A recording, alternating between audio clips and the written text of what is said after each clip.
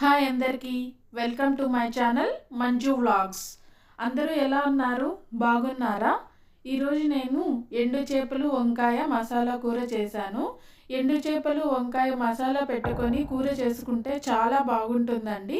ఈ కూరలోకి మనం రాగి సంగటి వేడివేడిగా చేసుకొని అందులో ఒక్కొక్క ముద్ద కూరలో నంచుకొని తింటుంటే చాలా బాగుంటుంది. ఇంకా తింటుంటే తినాలనిపించే ఈ కూర ఎలా చేసుకోవాలో ప్రాసెస్ మనం చూసేద్దాం ఇప్పుడు.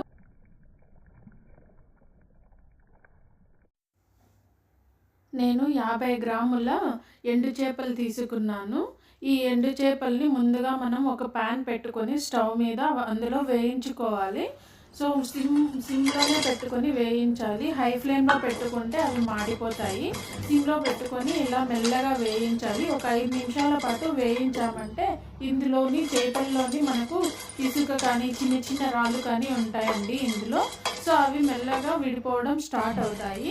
సో ఇలా చూడండి, ఇక్కడ మెల్లమెల్లగా విడిపోతున్నాయి.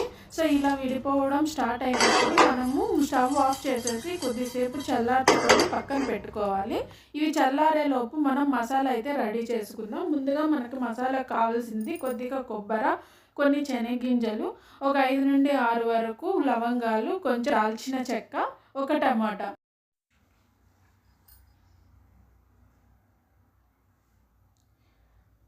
టమాటా పెద్ద సైజు 2 తీసుకున్నాను. ముందుగా మనం పచ్చి కొబ్బరి తీసుకున్నానండి. నేను ఎప్పుడు కూరల్లోకి పచ్చి కొబ్బరే తీసుకుంటాను. శనగగింజలు కొన్ని మనం కూర థిక్నెస్ కోసం చెక్క, లవంగాలు అందులో వేసేసి ఒక టమాటా కట్ చేసుకొని వేసుకోవాలి. టమాటా మనకి గ్రేవీ రావడానికి వేసుకుంటున్నాము.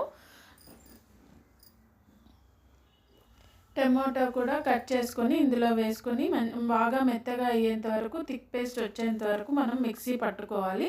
ఇలా మిక్సీ పట్టుకున్న తర్వాత పక్కన ఉంచుకొని మనకు కూర కావాల్సినవి రెడీ చేసుకోవాలి. చిన్న చిన్నవి అయితే ఎర్రగడ్డలు 3, లేకపోతే మీడియం సైజువి 2, ఒక టమాటో పెద్ద సైజు 5 నుండి 6 వరకు వంకాయలు తీసుకున్నాను.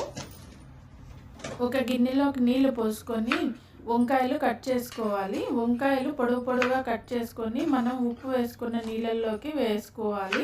వంకాయల్ని అలా వేసుకోవడం వల్ల వంకాయలు రంగు మారవు. ఇలాగే అన్ని వంకాయలు కట్ చేసుకొని తర్వాత మనకు మిగిలిన ఎర్రగడ్డలు, టమోటా కూడా పొడుగుగా కట్ చేసుకొని ఉంచుకోవాలి.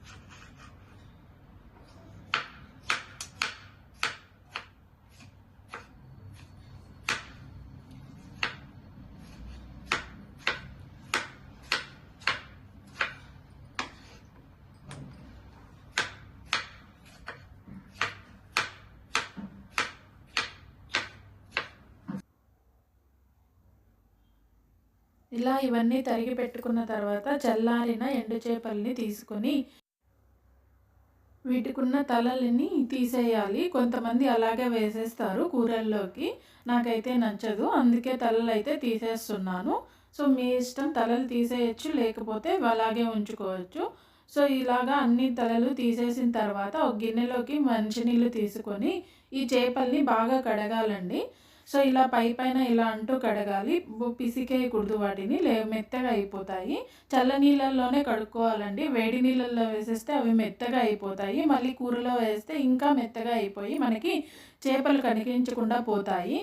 అందుకే చల్లనీళ్ళల్లోనే 2-3 సార్లు బాగా కడుక్కోవాలి. సో కడుక్కుంటే ఏమవుతుందంటే మనకి అందులో ఉన్న ఇసుకంతా బయటకు వచ్చేస్తుంది. అప్పుడు తిన్నప్పుడు పంటికి ఇసుక తగలకుండా బాగా రుచికరంగా ఉంటుంది. చూడండి, ఇలా బాగా క్లీన్గా కడుక్కున్న తర్వాత మనకు తెలుస్తుంది, పట్టుకొని చూస్తే ఇసుక ఉందా లేదా అని. సో బాగా క్లీన్ చేసుకొని పక్కన పెట్టుకున్న తర్వాత ఒక బాండిల్ తీసుకొని అందులో 3 నుండి 4 వరకు నూనె వేయాలండి, 4 స్పూన్ల వరకు. సో మసాలా కూర కాబట్టి మనం ఎక్కువ వేసుకున్నా పర్వాలేదు. ఎక్కువ అంటే మన కూరకు తగినట్టు వేసుకోవాలి. నూనె బాగా కాగిన తర్వాత మనం ముందుగానే కోసి పెట్టుకున్న ఎర్రగడ్డల్ని అందులో వేసుకోవాలి. ఎర్రగడ్డలు వేసుకొని బాగా వేయించుకోవాలి. ఇవి ఎర్రగా అయ్యేంత వరకు వేయించుకోవాలా. సో ఇందులోనే 2 పచ్చిమిరపకాయలు కూడా వేసుకోండి. సన్నగా కోసుకొని పచ్చిమిరపకాయలు కూడా అందులోనే వేసుకోవాలి.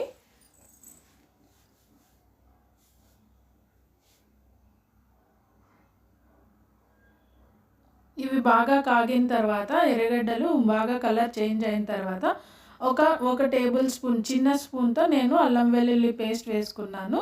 తర్వాత కోసి పెట్టుకున్న టమాటాలు కూడా అందులో వేసుకొని టమాటా కొంచెం మెత్తగా అయ్యేంత వరకు బాగా తిప్పుకోవాలి.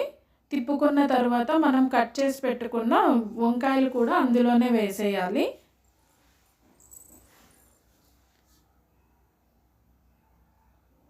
వంకాయలు వేసుకొని 1 నిమిషం పాటు బాగా తిప్పాలండి. ఎందుకంటే వంకాయలు ఆ నూనెలోనే కొంచెం మెత్తగా అయితే తొందరగా ఉడికిపోతాయి. ఇలా బాగా తిప్పుకోవాలి.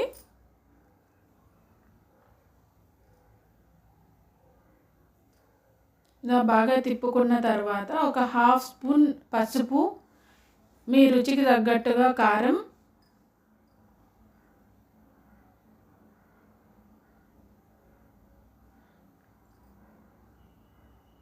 ఇంకా ధనియాల పొడి,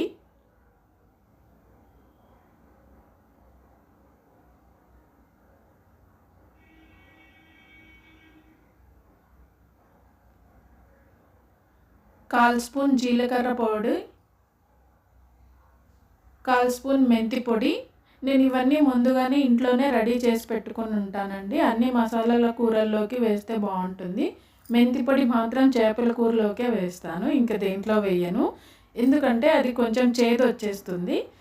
తర్వాత మీకు ఇష్టమైతే గరం మసాలా కూడా వేసుకోవచ్చు, వేసుకోకపోయినా బాగానే ఉంటుంది. నేను 1/4 టీ స్పూన్ గరం మసాలా వేసుకున్నాను.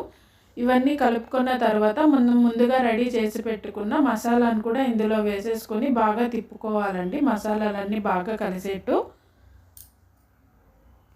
ఇవన్నీ కలుపుకున్న తర్వాత మీకు రుచికి తగ్గట్టుగా ఉప్పు వేసుకోవాలి.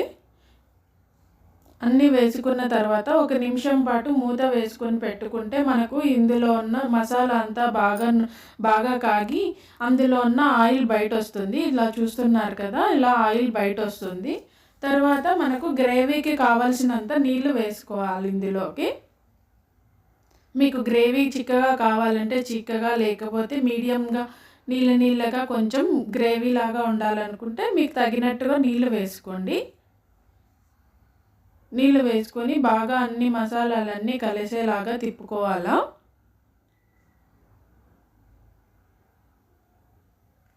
సో ఇవన్నీ వేసుకున్న తర్వాత లాస్ట్లో కరివేపాకు వేసుకోండి.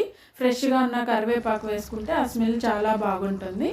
ఇలా మనకు వంకాయలన్నీ మెత్తగా అయ్యేంత వరకు బాగా ఉడకబెట్టుకోవాలి. సో వంకాయలు 10 నిమిషాలు ఉడకబెట్టుకున్న తర్వాత కూర అయిపోయింది అనుకున్నాక 5 నిమిషాల ముందు మనం ఎండు చేపల్ని కూరలో వేసుకోవాలి. ఎండు చేపల్ని 5 నిమిషాల ముందు వేసుకోవడం వల్ల అవి మెత్తగా అవ్వకుండా కావలసినట్టు ఉడుకుతుంది. సో మనకు రెడీ అయిపోయిందండి, కూర బాగా ఉడికిపోయింది. మీకు కావలసినట్టు గ్రేవీ ఎంత చిక్కగా ఉండాలో అంత మీరు ఉడికించుకోవచ్చు. చూడండి, వేడివేడిగా మనకు కూర అయితే రెడీ అయిపోయింది.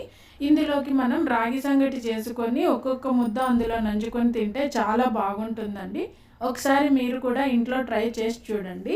ఇందులోకి వంకాయలే కాకుండా మనం ఉడకబెట్టిన కోడిగుడ్డు లేకపోతే ఉర్లగడ్డలు కూడా వేసుకోవచ్చు. దాంతోపాటు కూర అయితే చాలా బాగుంటుందండి. ఒకసారి మీరు కూడా ఇంట్లో ట్రై చేయండి. నా వీడియో నచ్చినట్టయితే ప్లీజ్ సబ్స్క్రైబ్ చేయండి, లైక్ కూడా చేయండి. మీరు లైక్ చేయడం వల్ల ఇంకా ఎక్కువ మందికి చూసే అవకాశం ఉంది. ప్లీజ్ సబ్స్క్రైబ్ చేయండి.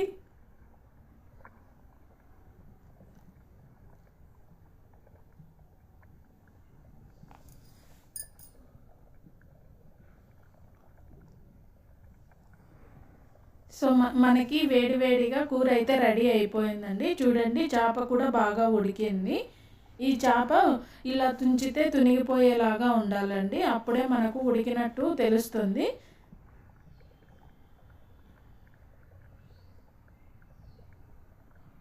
కూర అయితే రెడీ అయిపోయింది. ఇంకా మనం ప్లేట్లోకి తీసుకొని సర్వ్ చేసుకొని తినడం అంతే అండి.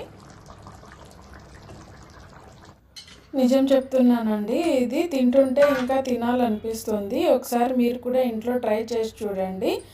ఆ సంగటిలోకే కాకుండా అన్నంలోకి వేడి వేడి అన్నంలోకి కూడా చాలా బాగుంటుంది.